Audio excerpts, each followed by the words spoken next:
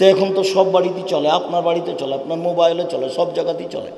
গান বাজনা ঘিরে না লাগে না কেন? আমি বলিনি এ কথা, মুহাম্মদ সাল্লাল্লাহু আলাইহি ওয়াসাল্লাম বলেন, পৃথিবীর মানুষ শুনে রেখো, তিনটে বিপদ নেমে আসবে তিনটে পাপের কারণে। তিনটে বিপদ নেমে আসবে তিনটে পাপের কারণে। এক, ভূমিকম্প হবে। দুই, আকার আকৃতি পরিবর্তন হয়ে সর বানর হবে। তিন, সমস্যা নেমে আসবে। পাপ এক, যখন তারা মদ পান করবে। দুই, পাপ যখন মেয়েরা নাচবে।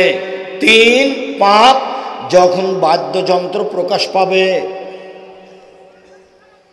আবার তিনি বলছেন, পৃথিবীর মানুষ শুনে রেখো, আমার উম্মতের উপরে আমি আশঙ্কা পোষণ করে যাচ্ছি, আশঙ্কার কথা বলে দিয়ে যাচ্ছি। আমার উম্মত ইহুদি খ্রিস্টানদের সাথে মিশে যাবে, চাল চলনে, পোশাক পাতিতে, চলাফেরাতে, কাগজ কলমে, অফিসে আদালতে, পড়াশোনাতে। আমার উম্মত মিশে যাবে হিন্দুদের সাথে, ইহুদি খ্রিস্টানের সাথে। ডান হাতের বিঘত যেমন বাম হাতের সমান, সমান সমান মিশে যাবে। আবার বলছেন, ডান পায়ের জুতা যেমন বাম পায়ের সমান, আমার উম্মত তাদের সাথে মিশে যাবে, চাল চলনে সমান সমান। এখনো থামলেন না, এবার ভাষাগত নিচে নামতে লাগলেন। ভাষাগত নিচে নামতে নামতে বলছেন যে, শোনো পৃথিবীর মানুষ, ইহুদি খ্রিস্টান যদি মায়ের সাথে জেনা করে থাকে, আমার উম্মত মায়ের সাথে জেনা করবে। কি দিয়ে বুঝাই আমি তোমাকে?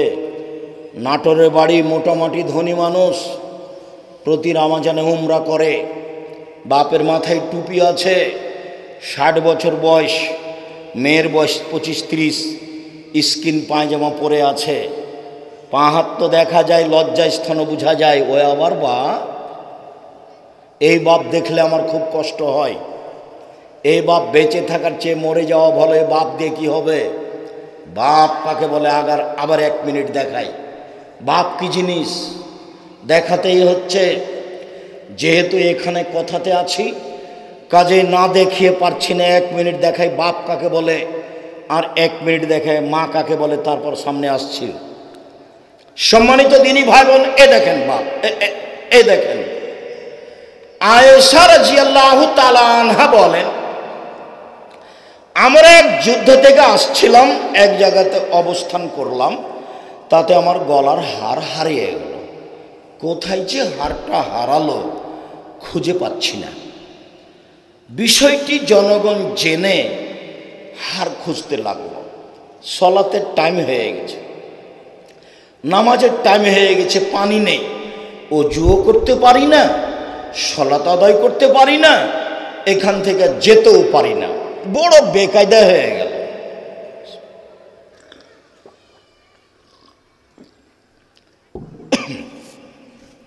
জনগণ আমার আব্বাকে বলল, কি হয়েছে জানেন? কি হয়েছে? আরে আপনার মেয়ে হার হারিয়েছে তো, খুঁজে পাওয়া যাচ্ছে না, এখানে পানি নেই, ওযুও করতে পারছি না, সলাত আদায়ও করতে পারছি না, বড় বেকায়দায় পড়েছি। এইবার রাগ করে বাপ আসছেন মেয়ের কাছে। মেয়ের যে অবস্থা, এটা যদি বাঙালি পিতা দেখে তো মেয়েকে মারা কিছু বলা তো দূরের কথা, উল্টা ফিরে যাবে, উল্টা ফিরে যাবে। দেখেন, আমার আব্বা যখন আমার কাছে আসলেন, তখন আমার স্বামী আমার উরু রানের উপরে মাথা দিয়ে ঘুমিয়েছিলেন। আমার আব্বা যখন আমার কাছে আসলেন, তখন আমার স্বামী আমার উরু রানের উপরে মাথা দিয়ে ঘুমিয়েছিলেন। বাঙালি কোনো পিতা যদি মেয়ের জামাইয়ের এই অবস্থা দেখে, তাহলে সেখানে যাবে কি? যাবে না। তাড়াহুড়া করে কিছু বলা তো দূরের কথা, উল্টা ফিরে যাবে। এখন আয়েশা রাদিয়াল্লাহু তাআলা আনহা বলেন, আমার পিতা যে আমাকে কয়েকটা কিল মারলেন, ফাল্লাকা জানি লাকসাতান শাদীদা, খুব জোরে কিল মারলেন। আমার স্বামী আমার উরু রানের উপরে মাথা দিয়ে না ঘুমালে আমি মায়ের কারণে দূরে সরে যেতাম, এত জোরে তিনি মারলেন। এইবার সবচেয়ে বড় মানুষে মারলেন আবু বকর সিদ্দিক। সবচেয়ে বড় মহিলাকে মারলেন, আয়েশাকে মারলেন। সবচেয়ে বড় মানুষের সামনে মারলেন, মুহাম্মদ সাল্লাল্লাহু আলাইহি সাল্লামের সামনে মারলেন, জামাইয়ের সামনে মারলেন, বিবাহদারী মেয়েকে মারলেন, পূর্ণ যুবতী মেয়েকে মারলেন। যেই সময়ে মেয়ের পুরু রানের ওপরে জামাই মাথা দিয়া ঘুমিয়ে আছেন, এই সময়ে মারলেন। হাত দিয়ে মারলেন, খোলা মাঠে মারলেন, 1400 মানুষের সামনে মারলেন। সবচেয়ে বড় মানুষে মারলেন। পৃথিবীর ইতিহাসে আদম থেকে নিয়ে কিয়ামত পর্যন্ত নবী রাসূল ব্যতীত আবু বকর সিদ্দিকের চেয়ে দামি মানুষ কেউ নেই। সবচেয়ে দামি মানুষ আবু বকর সিদ্দিক রাদিয়াল্লাহু তাআলা। সবচেয়ে বড় মানুষে মারলেন, সবচেয়ে বড় মহিলাকে মারলেন। হাওয়া থেকে নিয়ে কিয়ামত পর্যন্ত যত মহিলা এসেছে, যত মহিলা আছে, যত মহিলা আসবে, সবার চেয়ে দামি হলেন আয়েশা রাদিয়াল্লাহু তাআলা। সবচেয়ে বড় মানুষের সামনে মারলেন, মুহাম্মদ সাল্লাল্লাহু আলাইহি সাল্লামের সামনে মারলেন। আদম থেকে নিয়ে কিয়ামত পর্যন্ত সবচেয়ে দামি মানুষ, জান্নাতের গেটে লেখা আছে সর্বপ্রথমে যিনি প্রবেশ করবেন তিনি হলেন মুহাম্মদ সাল্লাল্লাহু আলাইহি সাল্লাম। সবচেয়ে বড় মানুষে মারলেন, সবচেয়ে বড় মহিলাকে মারলেন, সবচেয়ে বড় মানুষের সামনে মারলেন, জামাইয়ের সামনে মারলেন, বিবাহদারী মেয়েকে মারলেন, পূর্ণ যুবতী মেয়েকে মারলেন। জামাই যখন মেয়ের উরু রানের উপরে মাথা দিয়ে ঘুমিয়ে আছে সেই সময় মারলেন। হাত দিয়ে মারলেন, খোলা মাঠে মারলেন, 1400 মানুষের সামনে মারলেন। এত বড় বাপে এত বড় বেটিকে এত বড় মানুষের সামনে মেরে দিলেন। ভুল কোথায় হারখান পড়েছে খেয়াল করেননি। আর আপনার মেয়ে হজ শুনতে এসে ওই লোকের সামনে দাঁড়িয়ে জিনিস কিনে আপনি তাকে একটা ধমকও দিতে পারেন না, আপনি আবার বাপ ছি। এরকম বাপের বেঁচে থাকার চেয়ে মরে যাওয়া ভালো। জামিয়া সালাফিয়া যদি 519 জন ইয়াতিম পালন করে, আপনার মেয়ে কাল থেকে পালন করবে। আপনার মতো বাপের প্রয়োজন নেই। কাল যদি আবার 500 ইয়াতিম যায় জামিয়া সালাফিয়া লালন পালন করবে, ইনশাল্লাহ কোনো সমস্যা নেই। দেশের সবচেয়ে বড় প্রতিষ্ঠান জামিয়া সালাফিয়া। আয়াতনে, শিক্ষক সংখ্যায়, ছাত্র সংখ্যায়, শিক্ষা মানে দেশ বিদেশের শিক্ষকে। আপনার বাড়ির পাশে যেটা আছে সেটা ছেলেদেরটা 40 বিঘা জমির উপরে, মেয়েদের যেটা আছে তানোরে তৈরি হচ্ছে এটা 77 বিঘা জমির উপরে, যেটা ঢাকাতে আছে সেটা প্রায় 100 বিঘা জমির উপরে, যেটা দিনাজপুরে আছে সেটা প্রায় 20 বিঘা জমির উপরে। 5000-এর বেশি ছেলে মেয়ে পড়াশোনা করে। 300 জন শিক্ষক শিক্ষিকা রয়েছেন। ইন্ডিয়া থেকে এসেছেন, সৌদি আরব থেকে এসেছেন, বাংলাদেশ থেকে আছে। প্রায় 40 লক্ষ টাকা মাসে বেতন লাগে। আপনার মেয়ে থাকবে এতিম হিসেবে, সমস্যা নেই। আপনার মতো বাপ আমি চাইনি। দুঃখিত, মনে কিছু নিয়েন না। আপনাকে আমি কষ্ট দিতে আসেনি, আপনি আমার দিনী ভাই। আমি বলতে এসেছি মেয়ে কেন করে হ্যাঁ করছে সেটা বলেন আপনি। ও হিন্দুর মেয়ে প্রমাণ করতে হবে, আনহলে আপনার মেয়ে প্রমাণ করতে হবে কোনটা। যেদিকে যাবেন চলেন। আমি আব্দুর রাজ্জাক বিন ইউসুফ আপনার দিনী ভাই, আপনাকে আমি কষ্ট দিতে আসিনি। জাতির যদি রাস্তাঘাট করে দিতে না পারি, জাতির যদি স্কুল কলেজ করে দিতে না পারি, জাতিকে চূড়ান্ত সঠিক ধর্ম দিতে পারবো ইনশাআল্লাহ। ধর্মের ব্যাপারে জাতিকে ফাঁকি দিয়ে পরকাল হারাতে রাজি নয়, এই কাজ আমি নিইনি। সম্মানিত দিনী ভাই বোন, আফসোস করে মুহাম্মদ সাল্লাল্লাহু আলাইহি সাল্লাম এভাবে বলে গেছেন। তিনি আরেক জায়গায় বলে গেছেন, ইন্নী আখাফু আলা উম্মতি মিন সালাসা আমাল ও মিন আমালে সালাসাতিন। আমার উম্মতের উপরে 3টে বিষয় আশঙ্কা করে গেলাম। পৃথিবীর মানুষ শুনে রাখো, আমার উম্মতের উপরে আমি 3টা বিষয়ে আশঙ্কা করে গেলাম। এক, জাল্লাতুল আলেম, মৌলানাদের পা পিছলিয়ে যাওয়া, মৌলানাদের পদস্খলন। কোরআন মাজিদ পড়ে বলছে যে এ দেখেন আল্লাহ বলছে মিলাদ করতে হবে।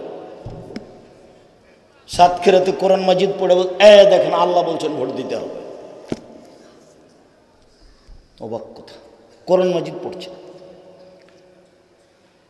ধর্ম জেনে জাতির সামনে এসেছি, না জেনে নয়। সব জেনে এসেছি এ কথা বলিনি, তবে জেনে এসেছি। পড়াই, পড়ি, ফতোয়া লিখি, মুখে লিখি, মুখে বলি, কলমে লিখি, বইয়ে লিখি, কাজই তাই। হুমসি খেলি বলেছে আপনার সামনে এই কথা নয়, হুমসি খেলে আপনাকে আমি বলিনি। সম্মানিত দিনী ভাই বোন, ধর্ম বিকৃত করে বেশি দিন বেঁচে থাকার চেষ্টা করিয়েন না। দলীয় দাপট দেখিয়ে একদিন বেঁচে থাকার চেষ্টা করিয়ে নেয়, 1 মিনিট নয়। দলীয় দাপট দেখাইতে হবে না, প্রতিশোধ নেই। প্রতিশোধের পাতা ছিঁড়ে দিয়েছি, প্রতিশোধ নেই, প্রতিশোধের পাতা ছিঁড়ে দিয়েছি। কারো বিরুদ্ধে মামলা করব না, কাউকে জেল হাজতে দিব না, এক জমি 3 বার বিক্রি করব না, কোনো মানুষকে অপমান করব না, অমুকের চরিত্র ফুলের মতো পবিত্র এ বলে লাফাবো না। ওর খাই না আমি, এই ছেলে দিন মজুরি করে খাই বেটা, মান সম্মান আছে। মানুষের পিছে পিছে ঘোড়া বেড়াতে রাজি নই, দোকানে বসে আড্ডা পিটতে রাজি নই। দোকানে বসে আড্ডা পিটবো কেন? আব্দুর রাজাক বিন ইউসুফ বলেছেন, বাপের জমিদারি আছে, ব্যবসা করে খাবো। টাকা নেই, চকলেট বিক্রি করে ব্যবসা করব, লোন নিব না। যদি চকলেট বিক্রি করে খেতে না পারি, দিন মজুরি করে খাবো। সারা দিন কাজ করব, বিকালে 500 টাকা পাবো, এটা আমার কোটি টাকা। এইভাবে জীবিকা নির্বাহ করব। লোন নিয়ে বাড়ি গাড়ি করে জাতিকে হুঙ্কার দেখিয়ে লাভ হবে না, আপনার জানাজাই হবে না। হুজুর টাকা নিয়ে জানাজা করেছে, হুজুর জবাব দিবে, আমাকে ডাকেন দেখি কত টাকার মালিক আপনি। কালকে বলিয়েন আমার আব্বার ব্যাংকে লোন আছে, আপনাকে 5 কোটি টাকা দিব, এসে জানাজাটা করে দেন, দেখি আপনার কি সাহস। আমি দেখি। আমার জীবনে 1 মিনিটের জন্য আমাকে কেউ পয়সা দেখে কিছু করাতে পারেনি। সভাপতি সেক্রেটারিকে 1 মিনিটের জন্য আমি হিসাব করতে পারিনি, তাকে সম্মান করি বাস। ও 10টা টাকা দিবে, তারপর আমি যাব। এইরকম 1 মিনিটের জন্য আল্লাহ আমার কাছে ব্যবস্থা করেনি। সামনে ফিরে আছি। শুনুন সম্মানিত দিনী ভাই বোন, ক্ষমতা দেখিয়ে, দাপট দেখিয়ে 1 মিনিট বেঁচে থাকবেন না। ফেরাউন ডুবে গেছে 1500 বছর পরে হলো। আপনাদের নেত্রীর বয়স ছিল 45 মিনিট। হুঁশ হয় না কেন? বিবেচনা হয় না কেন? দলীয় দাপট কেন? ক্ষমতা কেন? ক্ষমতার পাতা ছিঁড়ে দিবেন। প্রতিশোধ নেই দুনিয়াতে। 3টা কাজ করবেন কর্ম হিসাবে, 4টে। 1 5 ওয়াক্ত সালাত, 2 হালাল রুজি, 3 কোরআন তেলাওয়াত, 4 দোকানে বসে আড্ডা পিটা হারাম। এটা হারাম কেন? রাত 10টায় ঘুমিয়ে যেতে হবে যে কোনো মূল্যে। বাড়িতে প্রেসিডেন্ট আইয়ুবের কারফিউ আরও থাকবে, কারফিউ জারি আছে বাড়িতে। রাত 10টার মধ্যে ঘুমিয়ে যেতে হবে। পড়াশোনা করছে যারা, তারা ব্যতীত। না ঘুমালে তোর দাঁত খুলে দেবো, আমি তোর বাপ বলছি। 10টাতে ঘুমাতেই হবে। কেন? একরাহুল কালাম আবাদ আলী সাহেব আল্লাহর নবী এশার সালাতের পরে কথা বলা ঘৃণা করতেন।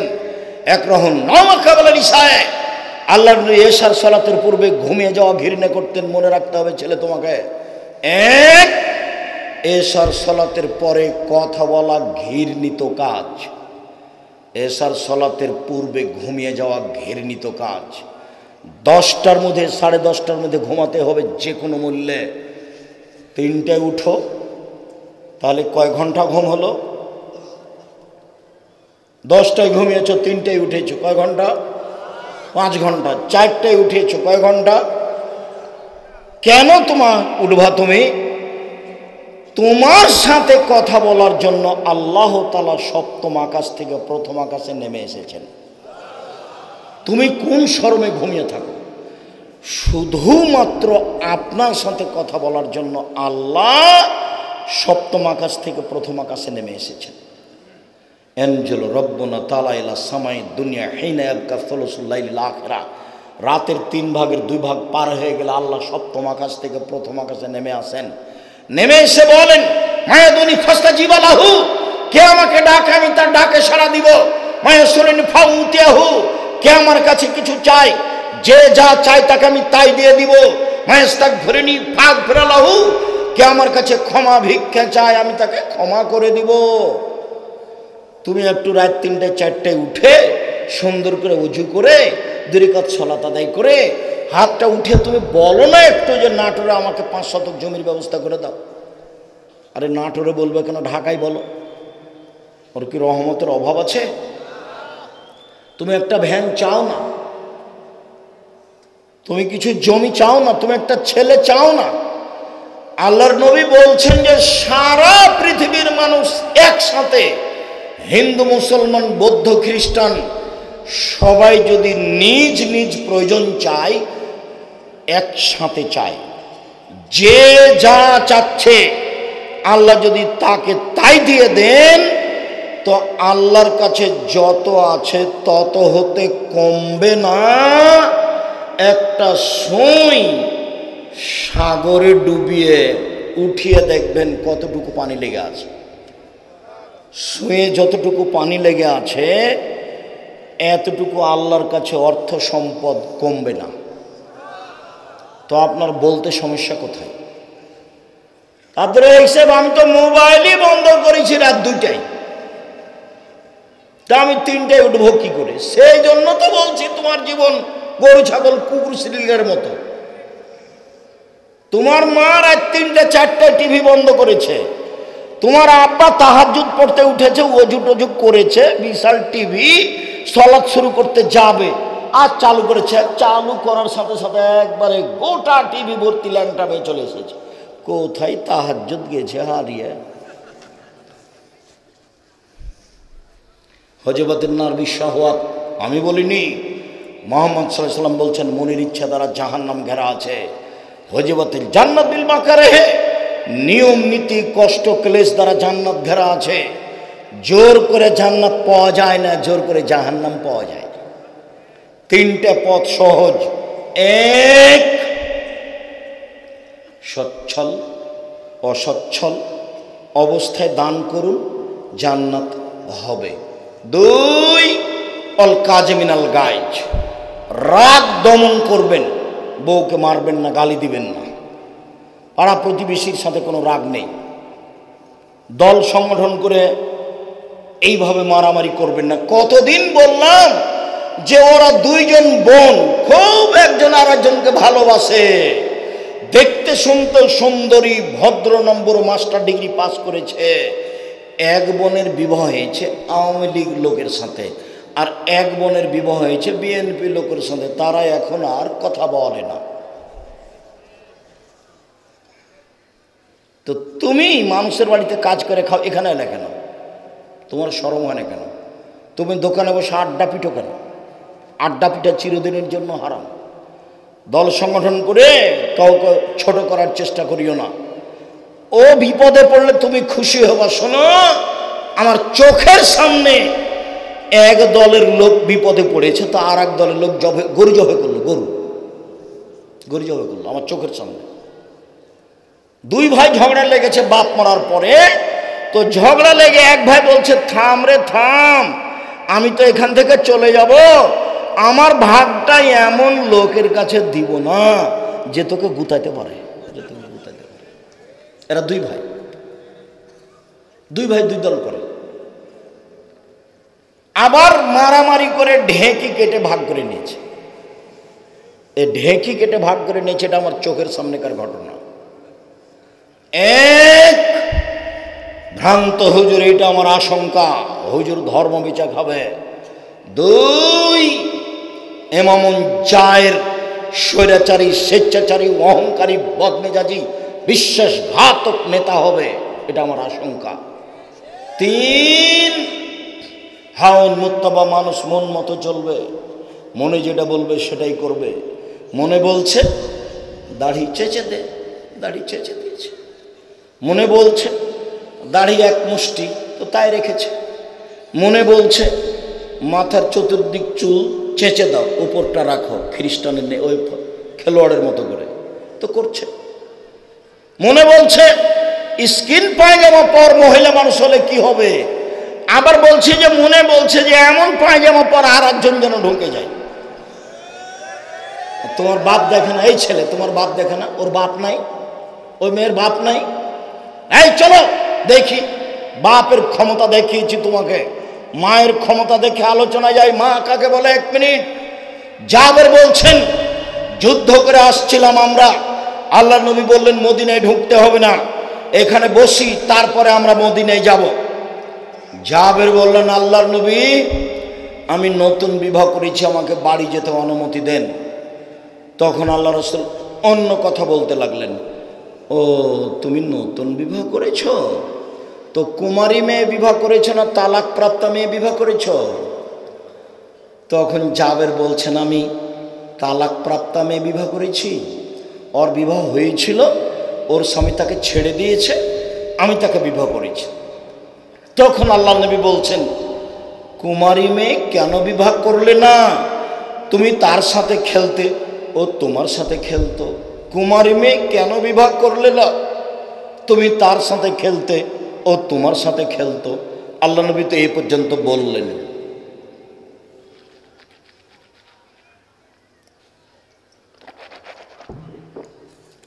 দেখি আল্লাহ নবী কি বলেন, জাবের কি বলেন। আল্লাহ নবী আমার আব্বা ওহুদের যুদ্ধে শহীদ হয়েছেন,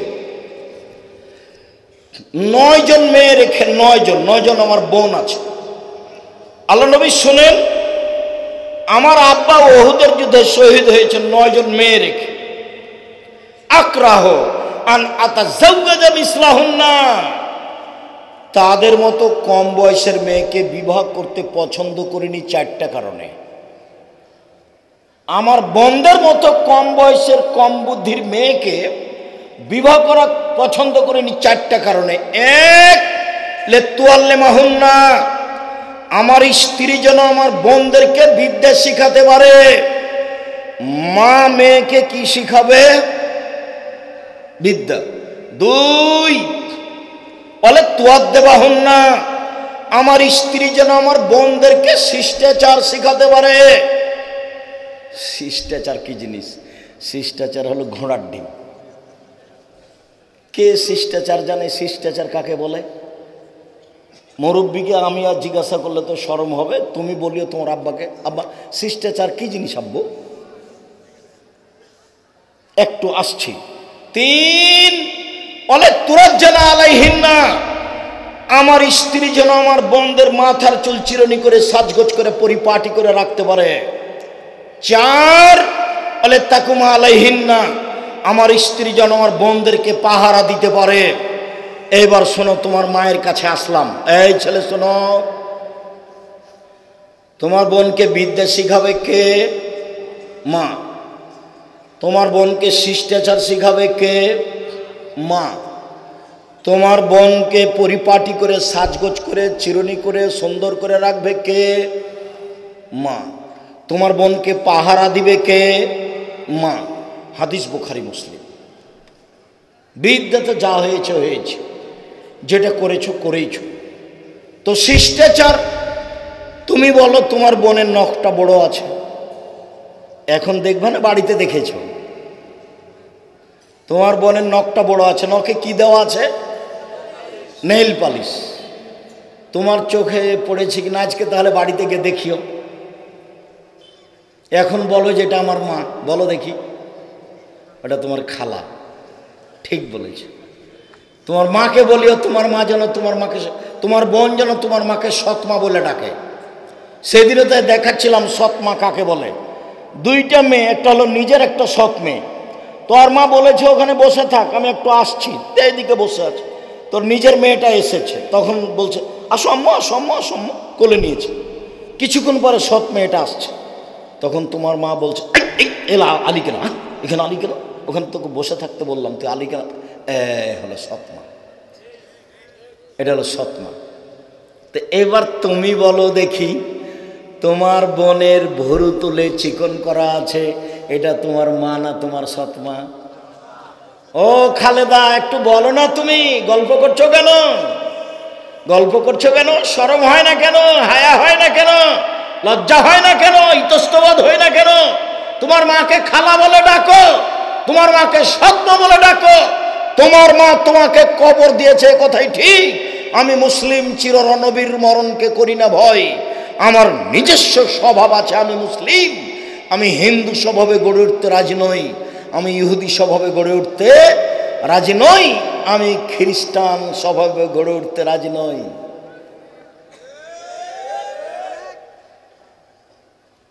তোমার মাথায় চুল ছোট কেন খালেদা? তোমার মাথায় চুল ছোট কেন? বলো, তোমার মাকে এখন খালা বলবে না কি বলবে, না ফুফু বলবে? বলো। মা তো বলতে পারবো না। মা মানে এক, মা মানে এক বিদ্যে, দুই শিষ্টাচার, তিন সাজগোজ, চার পাহারা। এক কোথায় ছিলি এতক্ষণ? দাঁত খুলে দেবো একবারে। সলাৎ হয়েছে? দেরি করছিল কোথায়? আজকে ক্লাস থেকে, স্কুল থেকে আসতে দেরি হলো কেন? কালকে 3:05 এসেছিল, আজকে 3:30 কেন? অক্ষরে অক্ষরে খোঁজ নিতে হবে। তোমার মা পাহারাদার, তোমার মা তোমার পাহারাদার, তোমার মা তোমার বোনের পাহারাদার, আমি বলিনি। আর তোমার বাপ, বাপ তো কাকে বলে দেখালাম? কাকে বলে, কাকে দেখালাম বলো তো? আবু বকর সিদ্দিক রাদিয়াল্লাহু আনহু। কি দিয়ে বুঝাই আমি? তোমার মাথার চুল উপরে আছে, চতুর্দিক চাঁচা আছে। তোমার গায়ে একটা গেঞ্জি আছে, তাতে পিছনে 10 লেখা আছে। দেখতে দেখতে নামাজ শেষ। কোনটা বলি আমি? শিষ্টাচার না তোমার বাপ বুঝলো তো, না তোমার মা বুঝলো, না শিষ্টাচারের দাম দিল। আল্লাহর নবীর মুখের ভাষা, বুখারী মুসলিমের হাদিস। আম গাছে জাম ধরতে পারে, ধরে না। অমাবস্যার রাতে চাঁদ উঠতে পারে, উঠে না। সুঁয়ের ছিদ্র দিয়ে লাঙ্গলের ফাল ঢুকতে পারে, ঢোকে না। সুঁয়ের ছিদ্র দিয়ে লাঙ্গলের ফাল ঢুকে যেতে পারে, আম গাছে জাম ধরে যেতে পারে, অমাবস্যার রাতে চাঁদ উঠে যেতে পারে। এর জন্য পেশাব পায়খানার ব্যাপারে একটা পট কিনেছে, সেটা ঘোড়া। তুমি আবার তোমার মাকে ভালোবাসো, এটা দেখাবা, সেই জন্য বাড়িতে তোমার মায়ের ছবিটা সুন্দর করে রেখেছো।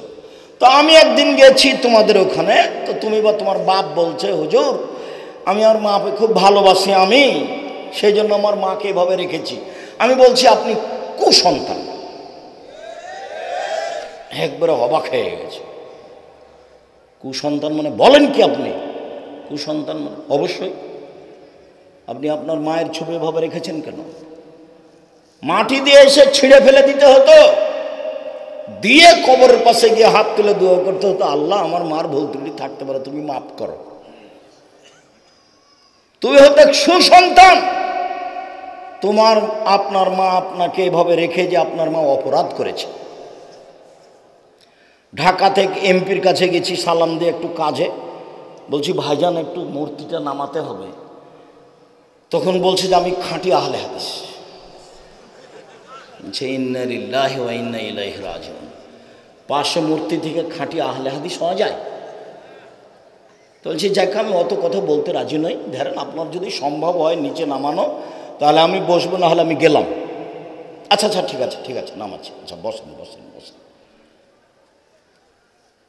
সব পশু প্রাণীর মতো, গরু ছাগলের মতো আমার উম্মত মূর্তি পূজা করবে। পুতুল দেখাচ্ছে, তোমার মা পুতুল কিনে নিয়ে গেছে, প্লাস্টিকের পুতুল।